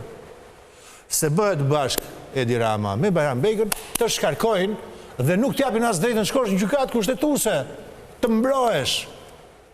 Kjo është e rëndë. Prandaj vendimi i gjykatës kushtetuese është i rëndësishëm. Tani, cili është opinioni im tani për gjykatën kushtetuese? Tash është opinioni im. Indriti, Fredi mund të kenë tjetër opinion. E para, 1. Për shkakun se ai nuk është dëgjuar, është minimumi. Në Këshillin Bashkiak, 1. Ose kur u bën mbledhja e qeverisë, do duhet kishte edhe ai zërin e vet thoshte, "Ore, pse s'jam dakord, nëse s'jam dakord." Okej. Nuk është dëgjuar e për këtë arsye ajo procedurë është nul. E vetëm për këtë arsye vendimi i shkarkimit të qeverisë do duhet të rrëzohet. E para. E dyta, si thoni ka munguar 3 muaj në zyrë. Po, më shumë se sa 3 muaj në zyrë. Po, po a them që nuk ka ndonjë detyrim në asnjë ligj të Republikës, në asnjë akt nënligjor, në asnjë urdhër të ndonjë ministri apo të Këshillit Bashkiak, që kryetari i bashkisë më të humbur të Shqipërisë e ka për detyrë që të hënë në ora 7 do të trokaske dera dhe të dalë në ora 4 deri të premten. Jo. E ti raportoj Këshillit Bashkiak. Jo, një sekond. Jo. Sepse nuk është burokrat, nuk është administrat. Puna e një kryetari bashkie varet a ka shprehur vullnetin ky në ushtrimin e detyrës? Tani ju jeni media. Po ai nuk e ka shprehur vullnetin. Prit, pra se këtu do shtoja. Sepse është në burg. Dhe kjo është po. Zonjë. Si kushta? Jeni gazetare. Po. Po të pyes ty. Po. Unë mbase nuk jam mirë me kujtesën. Po në Korrik, a mos ndoshta nga burgu ka lëshuar një akt delegimi për ndryshimin e nënkryetarëve? Dhe çfarë ndodhi me atë akt delegimi në Korrik? Ta them unë, 3 të tjerët të cilët ishin njerëzit e Erion Veliajt u fluturuan nga Bashkia e Tiranës. Po, pra, me vull dhe me firmë të Erion Veliajt. Ky është ushtrim detyre, zonjë, me që po më pyet si jurist tani. Me të deleguarën, pastaj, jo me... Do më dhënë deleguarën? Edhe me firmë. Edhe deleguarën? Ju po bëni një bisedë këtu, si kur ne jemi... Ne dim se çfarë ndodhë, dhe ne kemi parë të gjitha këto etapa. Ligjërisht për themin e po. Jo, se nuk po flasim vetëm ligjërisht tani, po flasim edhe... Ka zbatu kompetencat e vetë në konceptin politik. Çfarë vendosi në Korrik Erion Veliaj? Në Korrik, me aq sa që unë di, mund të thoshë se faktet ju e dini më mirë, jam në dieni të faktit që ka nga burgu, aty ku ka qenë. Po, nga burgu. Ka lëshuar një akt, delegim, ndoshta, apo të emëruar, apo të shkarkuar, s'ka rëndësi. Emëroj nën kryetare dhe e ngarkoj me përgjegjësinë e kryetarit. Dhe ky është ushtrim. Kë. Ata çoj deri fund. Po pak rëndësi ka kë. Po si ka rëndësi se sot Goxha im duket. Po pra, po sot është zonja Goxha apo zonja Aristani? Edhe një të kuptohemi. Doli prapë bëri një akt të dytë. Jo kë. Pyetja është çfarë bëri juridikisht. Ai ka ushtruar detyrë, ka ushtruar vullnet. Kryetari i bashkisë nuk është hidraulik, pavarësisht se ky e bënte. Nuk është as bujk që mbjell pemë, as bojaxhi, pavarësisht se ky i bënte. Kryetari i bashkisë është funksionar, detyra e cilit është të ushtrojë vullnetin e vet. Të firmos mo, asnjë gjë më tepër. Të firmos, të nxjerr urdhra. Dhe ka nxjerr në Korrik. Këtë di unë, mund të ketë pasur edhe më vonë, që do të thotë, ai e ka ushtruar detyrën. Dhe nuk ka një periudhë 3 muajore, se llogaria tani këtë e di unë, Korrik, gusht, sator, zbëhen 3 muaj, edhe e fundit. Nuk ka një zyrë të caktuar, një seli, kryetari i bashkisë. Jo, siç nuk ka orar, nuk ka dhe zyrë. Pse i thash këto? I thash këto për të kuptuar që ai pretendimi i mungesës 3 muajore rëzohet. Shkojmë në reklama dhe do ndalemi direkt. Shumë shkurtër, se ishte interesante ishte në fakt. I bie që të gjitha procedurat që ka firmosur të deleguarit Erion Veliajt kur ishte jashtë, mos mbaj përgjegjësi Erion Veliaj në SPAK, po të vjen këta të tjerë se thonë s'ke ushtru vullneti. Ndodh kjo? Po nuk është për këto Veliaj në SPAK. Është dhe për këto. Ti je sigurt? Është dhe për këto. Më vonë, për momentin. Ato që firmos Belinda, mbaj përgjegjësi vetë Belinda, jo Edi Rama. Se kur firmos as si zëvendës kryeministre. Deri tani nuk e kemi parë këtë praktik, Endrit. Kush ka ban përgjegjësi titullari kur ti e jep e delegon, ban përgjegjësi titullari. Si që ka kjo? Shkojmë në reklama dhe kthehemi sërish.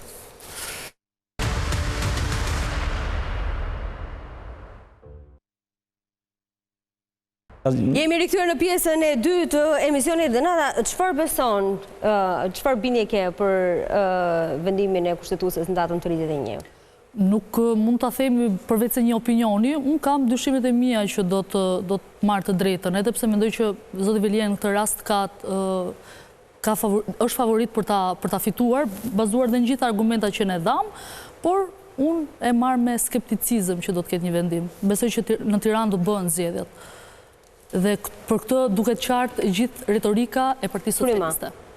Në Partinë Socialiste, paktën gazetarët që mbulojnë Partinë Socialiste janë të sigurt, të bindur që e gjithë atmosfera, pra të gjithë njerëzit janë në terren nga fakti që Partia Socialiste nuk e ka ndaluar fushatën, edhe zoti Çori po tregohet i mençur po bën fushat, Partia Demokratike mund ta gjejë veten, tani jemi vetëm në aludime, në datë 1 që zgjedhjet janë pas 10-12 ditësh dhe vazhdoni dhe garoni. Kështu që mos duket një skenar që mund të mos ndodhë, do me thënë. Mund të ketë në datë 9 zgjedhje në Bashkinë e Tiranës? Ndoshta jo se KQZ-ja s'mundet, por... Gjendet i drejt shkarkimi? Po. Për mua teorikisht jo, s'ka kohë. Jo pra, KQZ-ja ka thënë, po, kur themi zgjedhje, jo me datë në Bashkinë e Tiranës. Me datë 9 dhjetor. S'bën dot tani. Nuk ka mundësi. Në datë 9 jo pra, po themi. Në datë 9 jo. Në qëfëse merret vendimin datë 31, do zbardhur, do botuar në fletorin zyrtare, ka shumë element. Do shkojnë 15 janar, ka në ndryshim nga 15 janari në 9? Në datën 9? Si shonë ndryshim? Unë druaj që do ndajet 4-4 kushtetuse. Edhe do vendoset, duhet ajo vota... 4-4 nuk ka shkarkim. Nuk ka vendim. Nuk ka një vendim. Edhe ngelet pezull. Do kishit parasysh të Liberi kur thatë është e qëllimshme? Qëllimshme çfarë? Si qëllimshme mungesa e antarit të 9 të gjykatës kushtetuese? Pra ja, një rast është. Kjo është një rast teorik, por që mund ndodhë, ka ndodhur 3 raste që ndahen opinionet 4-4. Dhe atëherë nuk e një vendim realisht. Pra një çështje ngelet pa marrë përgjigje pozitive negative qoftë ajo.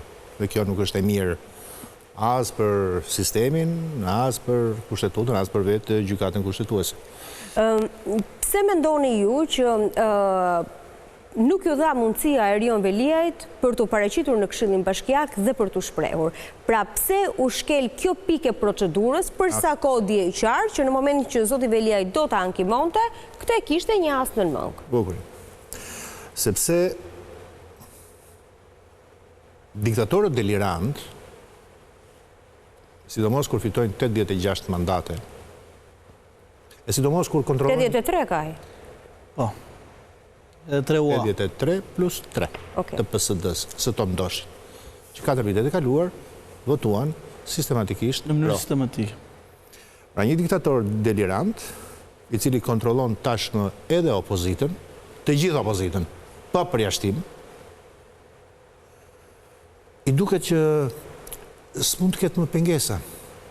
Aureola e madhe të gjithë fuqishmit në sytë e publikut, se këtë ka bërë Rama, që gjërat i bëj shpejt, pa penges, dhe se askush nuk mund të rebelohet ndaj pushtetit të tij. Dhe ky është elementi i parë, subjektiv. Elementi i dytë, pse donte ta bënte shpejt, e për këtë arsye, pse nuk i dha as të drejtën për tu dëgjuar Veliajt, pse anashkaloi gjykatën kushtetuese, duke marrë përsipër edhe presidentin e Republikës? Duke dalë në mbrojtje presidenti, po. Jo, duke marrë përpara, domethënë duke thënë, u vakanca u krijua, shpejt e dua tani. Dekreto datën. Urdhro si urdhron, lepe peqe. Okej. Çfarë besoj unë tani?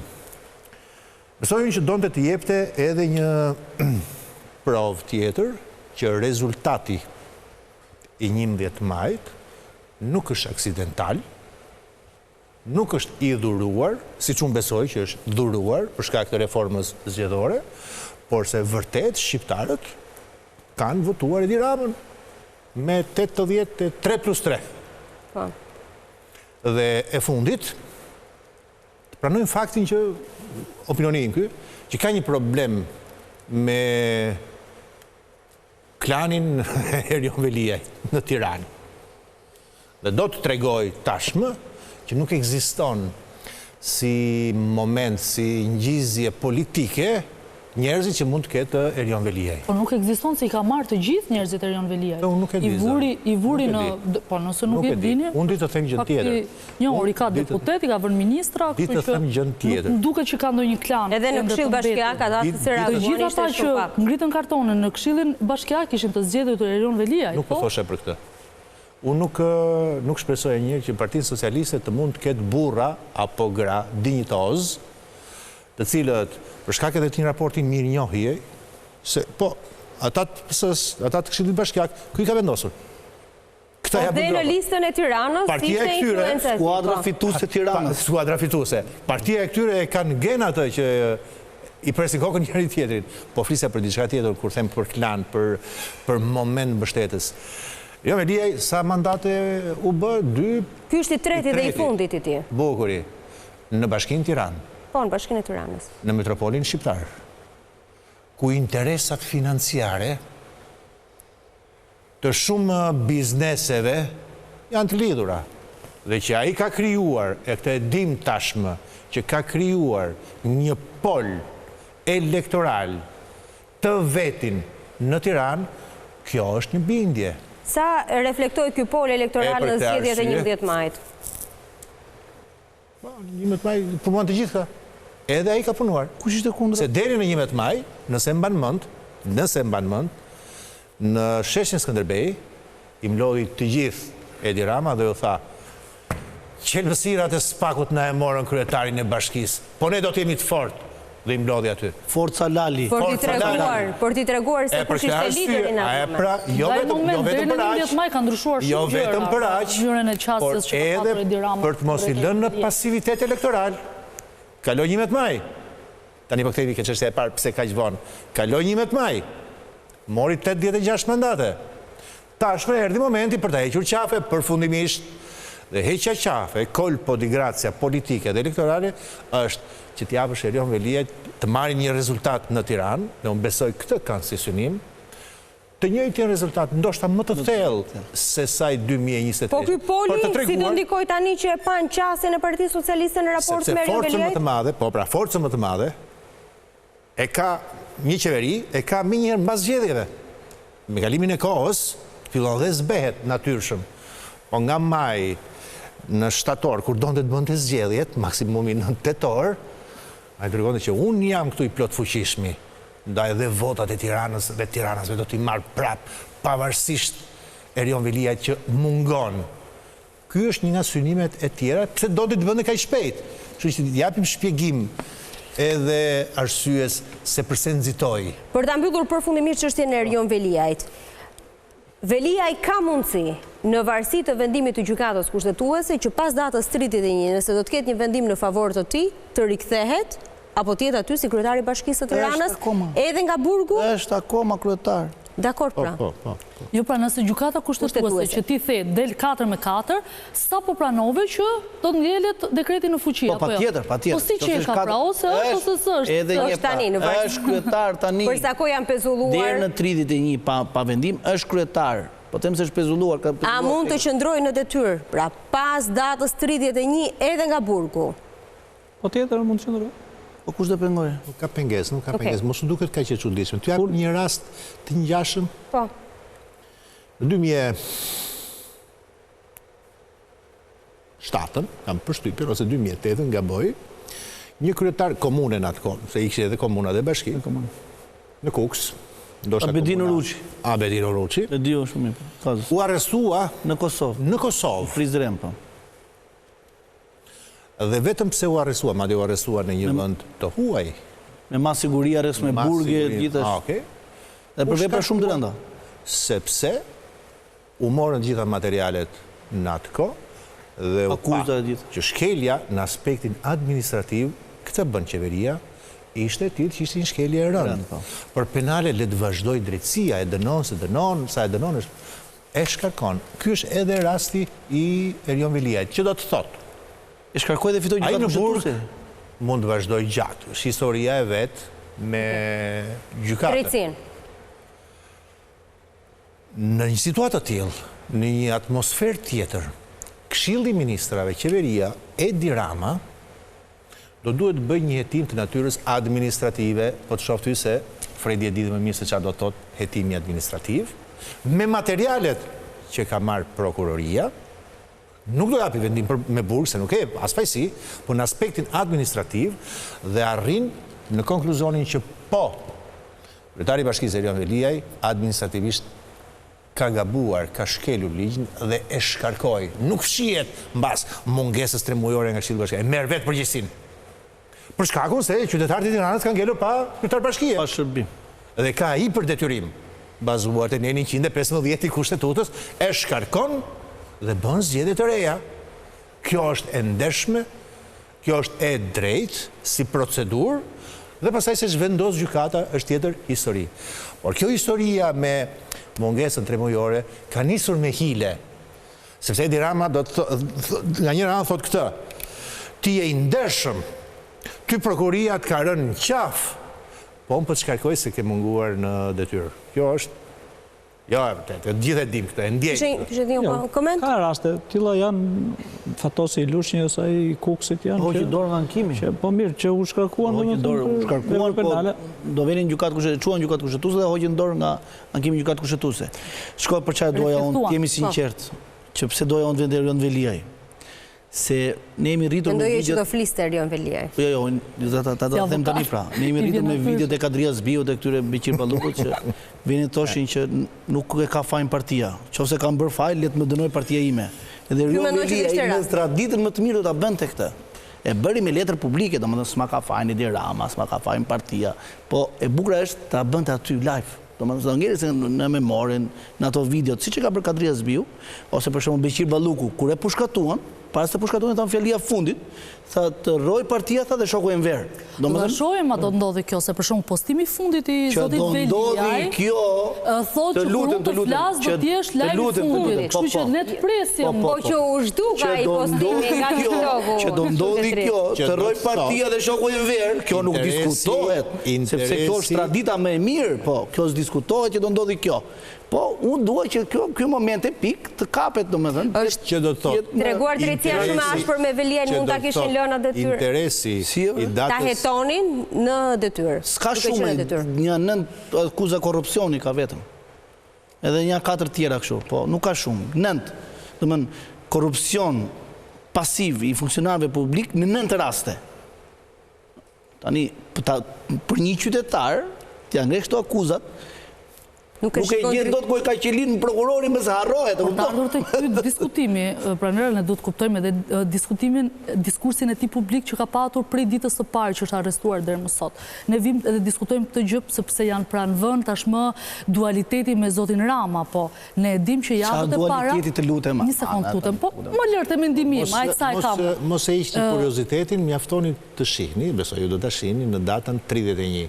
Do pranoj të jetë prezent në gjykatë kushtetuese, se ja kanë bërë. Po ja kanë dhënë mundësinë, kanë çuar fletire. Po qëse do ta shihni aty, jo nuk e kishte seanca jo me dyert të hapura. Po, me dyert të hapura. Dhe me media të hapura, kështu që kjo është bukuria. Isha tek pyetja që pra për Halloween do kemi një super shfaqje në gjykatë kushtetuese. Shfaqje horrori do jetë, me thënë drejtë. Respekti i kushtetutës, po duashti edhe dinjiteti i këtij njeriu, nëse ky vërtet e ka. Se unë nuk di gjë tjetër se çfarë mund të humbas një njeri, politikisht është ekzekutuar. Dhe ka ekzekutuar partia e tij. Partia pra? Brenda se listë partisë tij. Unë nuk e di se çfarë mund të ruaj më përveçse po nëse deli pafajshëm nga akuzat. Të mbroj veten, e di si mund ta bëj, ta mbroj veten do thot vetëm një gjë. Që më ke shkarkuar ti thot këtij tjetrit. Pa të drejtë. Pra këtu përballja. Pse nuk e bën politikisht Erion Veliaj? Nuk le ta bëj dhe juridikisht. Nga se trëmbet. Le ta bëj dhe juridikisht, nuk ka rëndësi. Kushta që trëmbet. Por ajo është për të parë tani. Ti është i bindur që Rama nuk... O pranvera, ai vajti në pushkatim, tha troj partia dhe shoku Enver me kanë tradit këta, nuk ndryshojnë dot. Është natyrë njerëzve që kur rriten me këtë frymë, me këtë ideal, me këtë vizion. Ata kanë partinë, nuk kanë më dheun, kanë partinë një herë, pastaj kanë atë dheun, pastaj kanë prindrit, e kanë, domethënë, rada hierarkike në njerëz të ndryshëm ndryshon. Qofse ti ke atë dheun, familjen, pastaj ke shoqërinë e gjitha me radhë, këta kanë partinë. Ai prezumohet i pafajshëm, ëh? Partinë, dëgjoj, kanë partinë. Atë dheun edhe, varet disa po, disa jo, pastaj shoqëria, familja, se edhe familjen se kanë shumë problem. Po, Ben Ahmetaj nuk ishte partinë të parën? Ben Ahmetaj është kapitalistër, ka ngecët e pëse... Ka standarte të dyfishta. Ben Ahmetaj ka qenë kapitalistër, ka qenë kapitalist i vjetër, i ka shpëtur ja 2-3 herë arrestimeve me rëshkitje. A, ndërshkojnë këta politikanë për gjuhën që kanë ndaj Spakut, ndaj... Se ka për herë të parë me dërmëndë, prokuroristë posaçme, zoti Balla. Ndëshkim kështu personal vetëm për gjuhën nuk ka, por unë gjithmonë edhe kur isha në këshillu bëja thirrje prokurorëve. Mos e çani kokën, mos vrisni mendin çfarë thon politika për ju, vazhdoni punën. Qofse ju tremeni nga diskursi politik. A ishin ata të ndikuar nga deklaratat publike të politikanëve? Influencoheshin? Shumica jo. Po kishte nga ata që influencoheshin? Influencimi është kështu moral, ke përse kur dëgjon emrin ditë për ditë në media, kur anatemohesh kot, ose kur unë thjesht bëj punën dhe ti më ngacmon kur pa drejt, kur mund që të bërtasun që janë prokuror, vërtet ti që ke bërë një vepër penale etj, këto pastaj janë momente kështu që gjithsecili i kalon individualisht që në njëri thosha merrin me sportivitet, me të qeshur, se nuk është në... Kjo kultura e pandëshkueshmërisë që Shqipëria e ka pasur një nga elementet kaq shumë të diskutuar. Pra u bë kaq shumë vite, asnjë politikan, asnjë peshk i madh nuk është në rrjetën e drejtësisë. Kaloj në këto përmazët e tjera ku kemi kaq shumë emra zyrtarësh të lartë në rrjetën e drejtësisë. Mendon se ka qenë në dozën e duhur apo ndonjëherë ka pasur edhe te kalim kompetencash? Të kalim ka kush nga spak, po? Po. Ja, është në dozën e duhur dhe shqyqyr që kemi arrit në këtë nivele, sepse mos të harrojmë para 2015-ës, se që tha dhe vetë, s'kemi pasur mbajmend kam qenë gjykatlar, vetëm një ministër ishte ai punës. Spiroksera, dhe pasi përfundoi detyrën. Pasi iku edhe për një për një tender, po bravo, për 92.000 euro. Atë mbaj mend që vinin ish ministra ose në punës të lartë, në gjykat lartë që ankoheshin ose që gjykoheshin se ishte kompetence gjykatës lartë. Në gjithë pushim ose pafajsi, nuk kishte... Kjo është një revolucion, po ta marrësh nga... Ambas edhe kjo. Ndalemi sërish tek presidenti dhe tashmë raporti me gjykatën kushtetuese me antaren Sonila Betja. Si e keni konsideruar, zotja Libej, këtë lëvizje të presidentit në raport me mandatin kur i përfundon mandati zonjës Betja? E para të jeni sigur që vendimi që është dhënë sot, po dhe çështja nuk ka pas bëj vetëm me zonjën Betja. Ka të bëj me të gjithë zonjat dhe zotrin mandatin dhe zonjave dhe zotrinjve në gjykatë. Atë dhe vendimi sotëm, ajsa që e pash, përsaktonte pikërisht këtë gjë.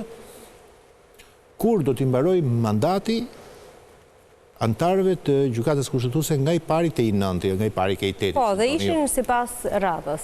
Dhe rregulli është fare i thjeshtë. Atë që kushtetuta ka thënë që një në 3 vjet 3 antarë duhet zvendësohen. Si bëhet përzgjedhja e këtyre 3 antarëve? Një i gjykatës, një i presidentit, një i kuvendit. Si bëhet përzgjedhja e këtyre 3 antarëve që një në 3 vjet largohen? Kjo është bërë me ligj. Në vitin 2016 u bën ndryshimi i kushtetutës. Dhe në fund, në aneksin e kushtetutës, në 179. Përcaktoi që do të kishte një sistem ri për të rritje, cila do të ishin vitet dhe treshet përkatëse. Kjo është pa një afat të caktuar? Të mbaroj. Po. Kam pyetje për të qenë më shumë ezaurues, po. Kjo ishte kushtetuta. Në mbështetje dhe në plotësim të kustetutës, edhe ligji i gjykatës kushtetuese në një dispozit, në 86 i ligjit të gjykatës kushtetuese përcakton fare qartë. Antari A, që merr mandatin në vitin 2016, do t'i mbarojë në vitin 2025. Antari B, që merr në 2019, do t'i mbarojë. Pra ka një skem shumë të qartë në 86 për të 9 antarët. Dakord. Në rastin dhe sot nuk ka ndodhur gjë tjetër, vetë se kanë konstatuar kjo gjë. Po, por zonja Betja nuk e ka marrë në 2016-ën. E ka marrë në 2019-ën, detyrën e saj si antar i gjykatës kushtetuese, duke zëvendësuar zotin Besnik Muçi, i cili ishte me një mandat nga 2016 deri 2025, por që u larguan 2019 për shkak të më lejo të sqaroj. Po. Sepse rregulli është që të gjithë antarët i kanë mandate plotësuese. Dakord? Për shembull, mos i fillojmë nga zonja Betja, ti marrim gjithë me radhë. Marrim për shembull Gent Ibrahimin. Okej. Ka një mandat. Të cilit i përfundon mandati në vitin 2031. Sipas radhës që është përcaktuar sot. 2031, 2028, 2025. Këto janë një në 3 vite. Mandati nuk fillon nga momenti kur ti shkon aty në 2019, por mandati për cilën mori në dorë zonja në fjalë, do duhet ishte marrë që në vitin 2016, por nëse mbani mend, ndodhi një ngërç, KED-ja në atë kohë nuk ngrihej dot.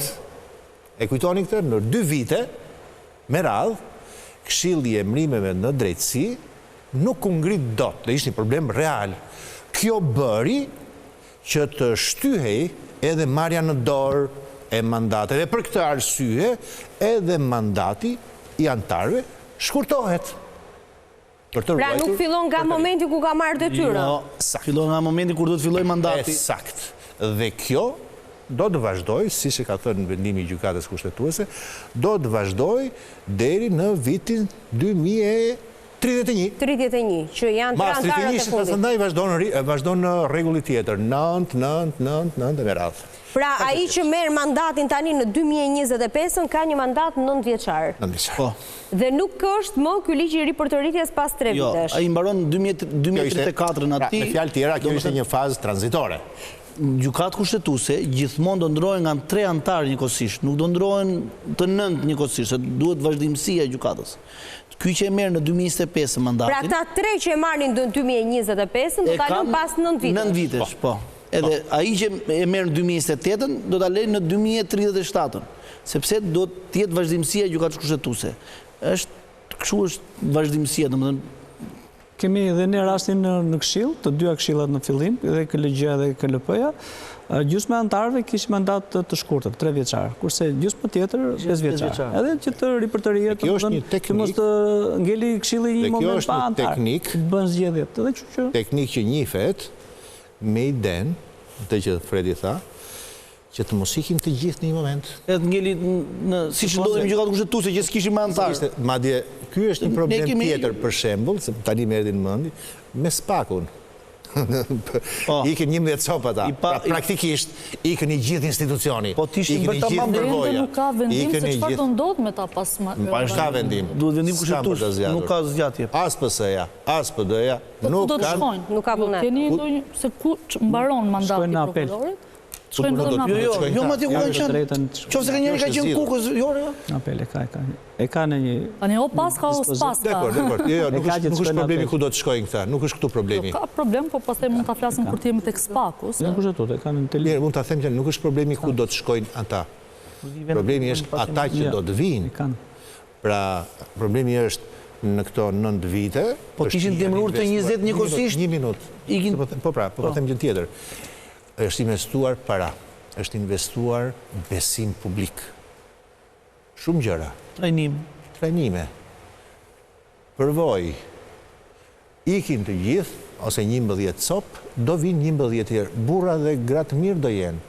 Po derisa ata të kuptojnë se çfarë pune cilësisht e ndryshme është nga puna tjetër, ca të korruptuar kanë ikur, e ca krimet organizuar kanë kaluar tonelatat me drogë, dhe gjitha bie në kurrizin e shoqërisë shqiptare, apo jo? Dhe kjo është çfarë po ndodh me SPAK-un sot, qoftë nga njëra palë, qoftë nga pala tjetër. PS-ja ka qëndrimin më të hidhur. I shef dhe i kalon vetëm. Madje del Zegjineja thot, sa të mirë jeni ju. Në fakt ai zotëria doli tha, mandatet ne nuk i kemi. Duhet thoshte edhe gjë tjetër, por nuk i ka thënë që ata janë në rrezik. E thaj. Pas përfundimit të detyrës. Janë në rrezik nga krimi organizuar. Çfarë ndodh? Çfarë ndodh me prokurorët e SPAK-ut në momentin që përfundojnë detyrën? Se ishim në tjetër çështje.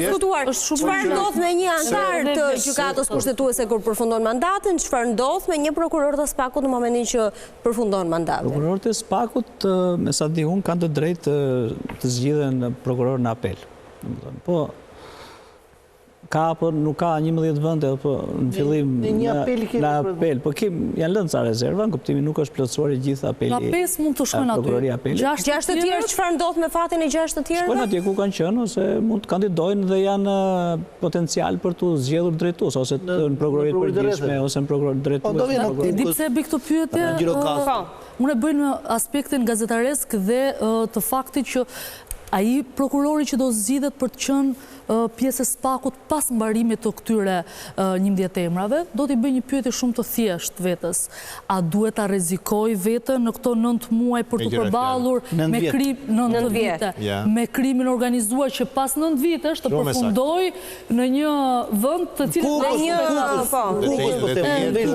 mendon që nuk do ketë kandidatura për kandiduar? Tani unë po them, mund të ketë kandidatura, po a do e ketë dëshirën pasuesi për të bërë këtë gjë që bën këta që u zgjodhen këtë herë?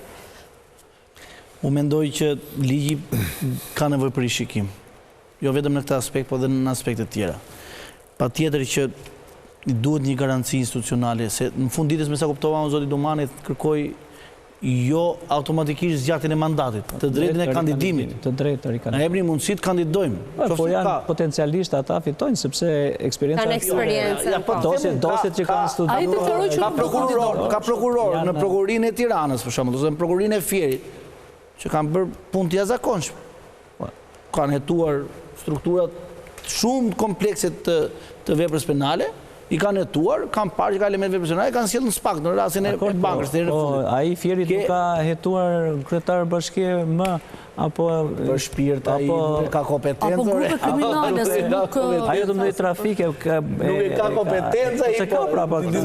Ai grupi kriminal, shumë e thjeshtë, ai grupi kriminal që i është konfiskuar pasuria, i është prishur biznesi i tyre. Nesër kur ky prokuror të jetë në Kukës, si thotë Indriti, mendon që nuk do ta mbaj mend këtë gjë? Po ai politikani që i është shkatruar karriera, jeta, nuk po e marr në pasuria, marr krimin organizuar. Ai kërkoi mundësinë e kandidimit. Nëse ne mendojmë që jemi në Kanada, dhe këta nuk janë të rrezikuar, e kemi shumë gabim. Një nga akuzat që i bën SPAK-u është thonë pse të gjithë të mirë janë këta, pse të gjithë njësoj janë këta. Do me thënë, janë përzgjedhur që në fillim.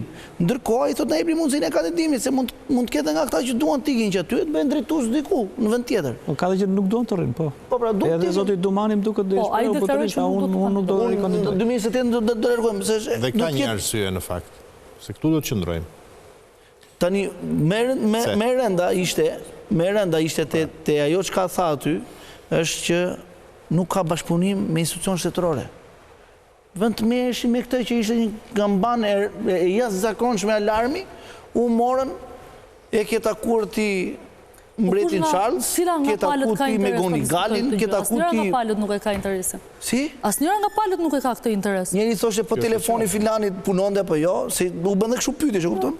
Qa bëre ti me këtë çështje? Sa metra katror ishte kjo gjëja? Se themi për kreun e SPAK, do i mbaroj mandatin në 10 orë, ai nesër nuk do të ketë asta një rita. Ka mbrojtje, për sa kohë? Për 3 vjet. Për 3 vjet. Është përsëri magjistratoja ai, kështu që ai do ketë mbrojtje gjithkohës. Edhe kur dali pension, nëse rrezikohet, do ketë sërish mbrojtje. Mbas mandatit patjetër. Me rënda ishte që ai doli dhe tha që nuk kemi asnjë bashkëpunim me strukturën qeverisë, me policinë e shtetit, me institucionet publike, nuk bëjnë kallëzime, ne tha jemi vetëm. Ne luftojmë korrupsionin për ditë shtohet korrupsioni. Domethënë, kjo ishte deklarata më e rëndë që ka dhënë një drejtues institucioni në dyert e atij parlamentit. Dhe pastaj vend deputetet, njëra thot ke qenë idulli im kur kam qenë vogël. Ai 3 vjet kanë detyrë, po nejse. Pastaj dalin këta tjerë thonë, qa breti me incinatorin e ke marrë lekët nga xhepi apo jo? Dhe domethënë me një fjali rrëzoi gjithë kauzën e ngritur nga PD-ja ose nga opozita për incinatorin.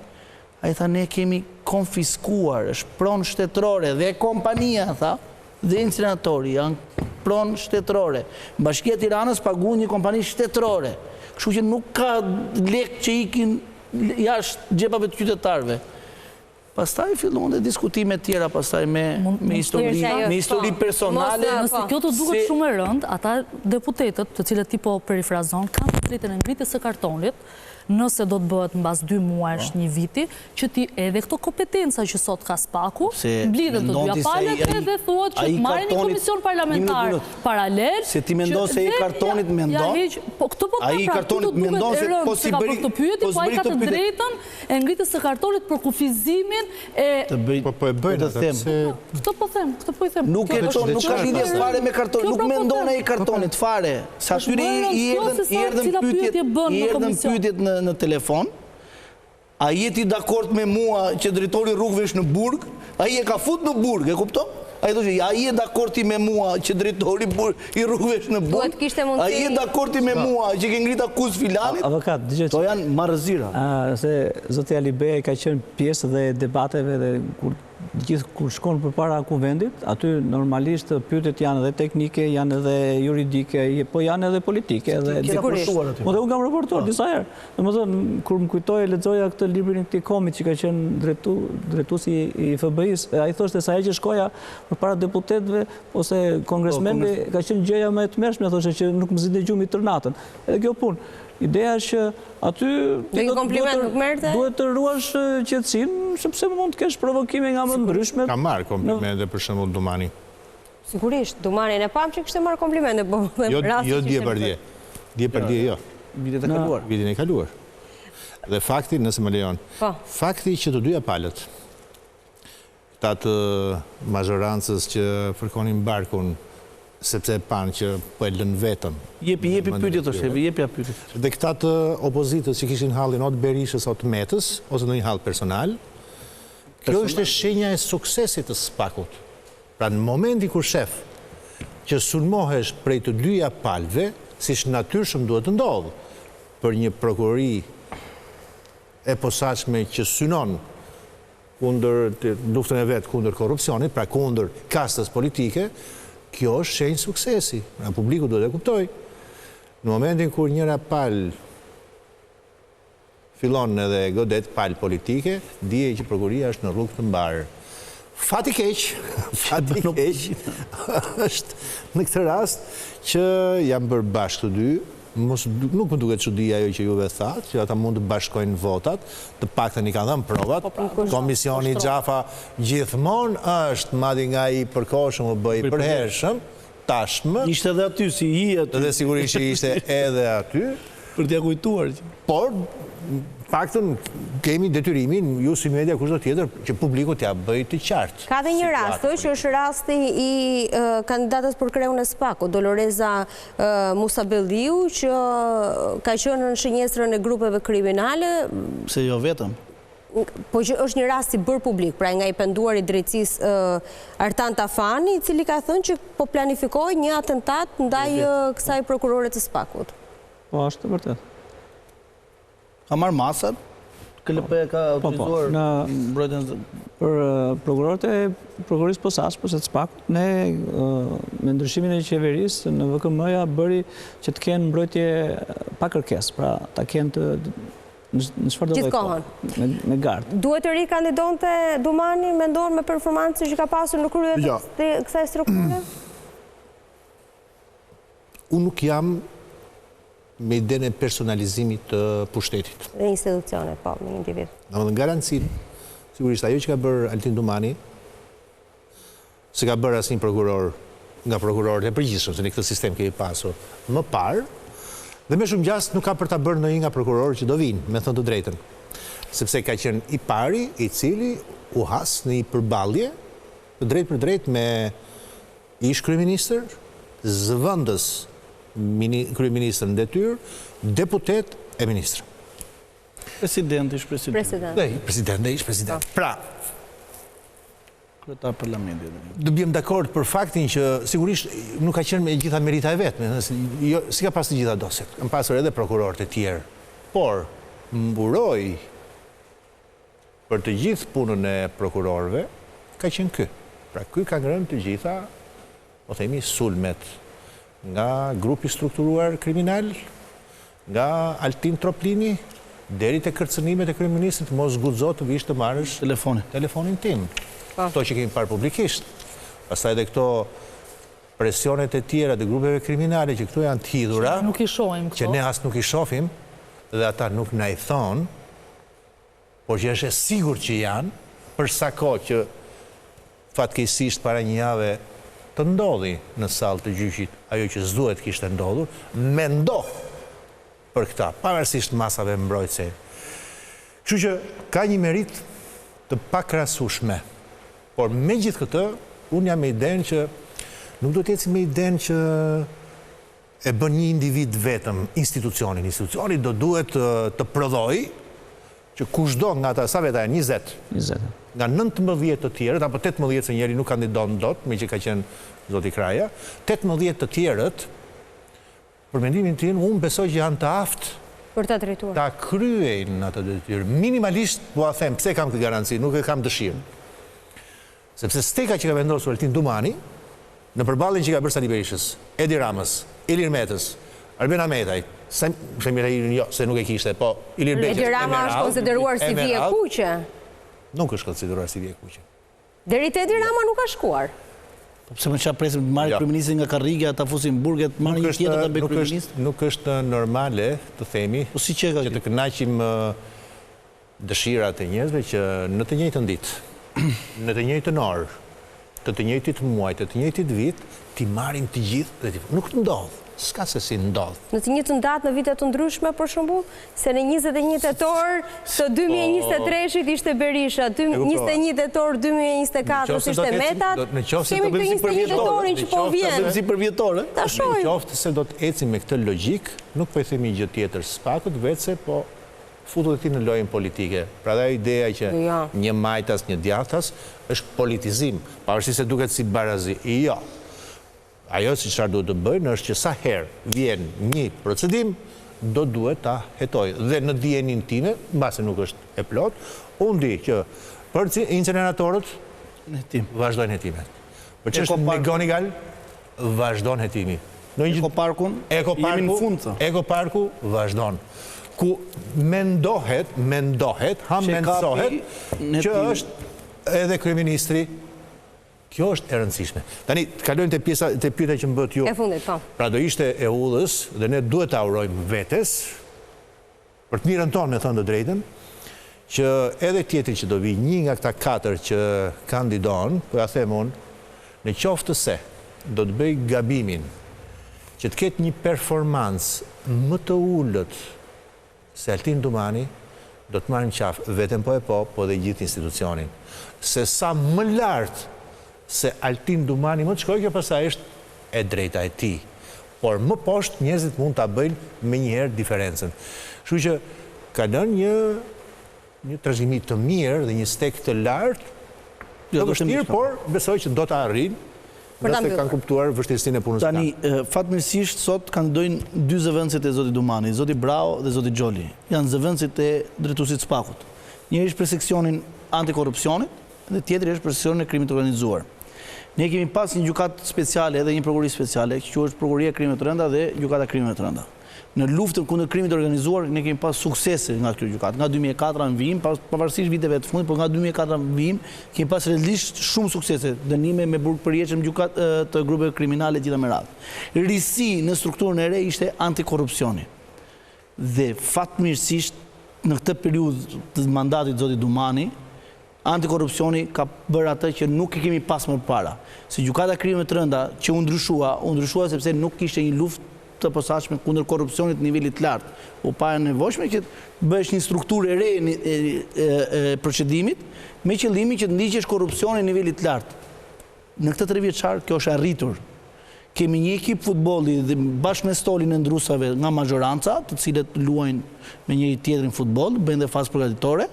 Janë sa në Burg të Fierit, sa në Durrës, edhe ndeshjen zakonisht me ndeshje vajtje ardhje, kthimi, se janë Burg këta. Kemi dhe nga funksionarët lartë nga opozita, të cilët janë komunikuar akuzat e gjitha më. Kalojnë ping-pong. Po se janë pak, domethënë.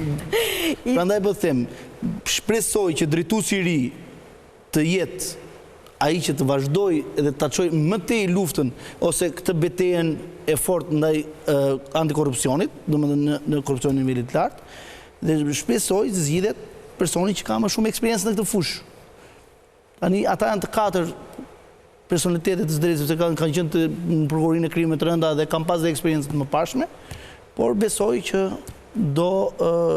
dhe shpresoj që të jetë zgjedhje më e mirë që të vazhdoj luftën në këtë drejtim. Kjo është më e sigurta. Unë ju falenderoj shumë që ishit mbrëmjen e sotme në Quo Vadis.